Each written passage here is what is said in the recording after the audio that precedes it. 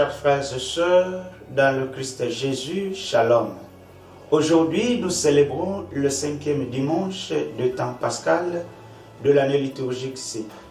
En ce 5e dimanche, le texte proposé nous donne pour thème l'amour. La première lecture est tirée des Actes des Apôtres, chapitre 14, versets 21 à 27.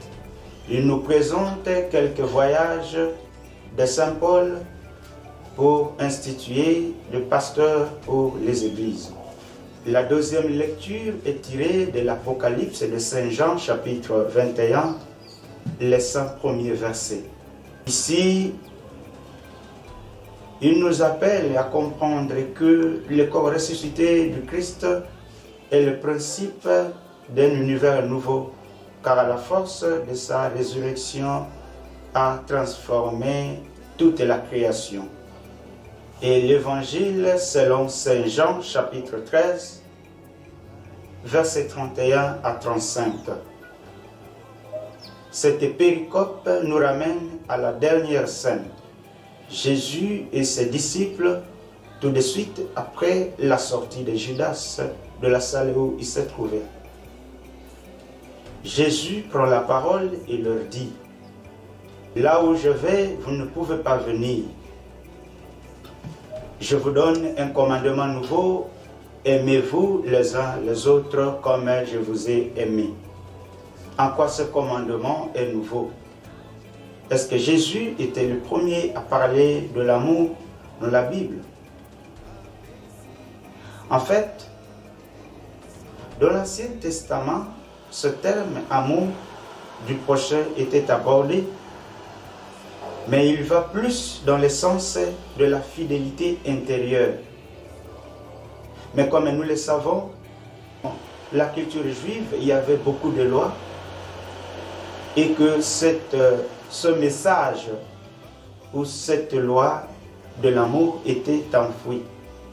C'est pourquoi, comme nous les connaissons que responsables, avant de mourir ou de quitter un endroit, laisse à ses siens un testament ou une parole.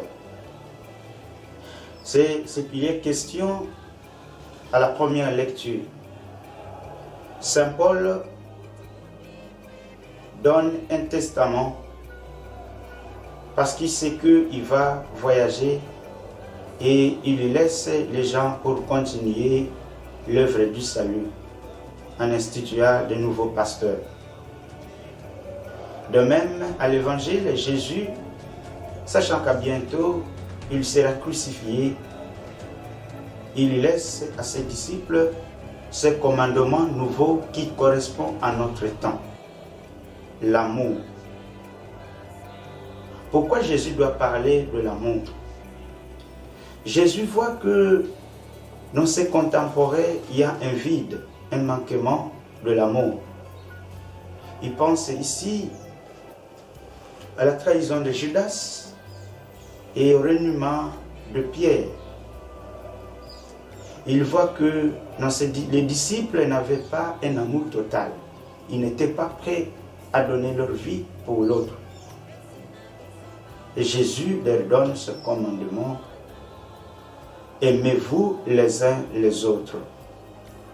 C'est pourquoi il dit que ils ne pouvaient pas aller avec lui parce qu'ils avaient cette dette à remplir, la dette de l'amour du prochain.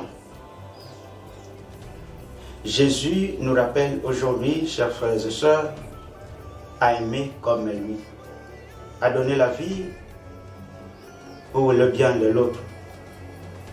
Jésus a quitté son trône divin pour l'humanité.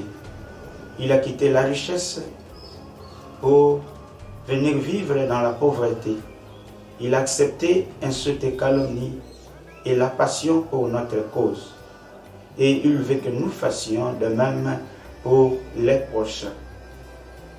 Imaginez, chers frères et sœurs, que Jésus a tout fait pour notre cause. Il nous a aimés et il a tout donné pour nous.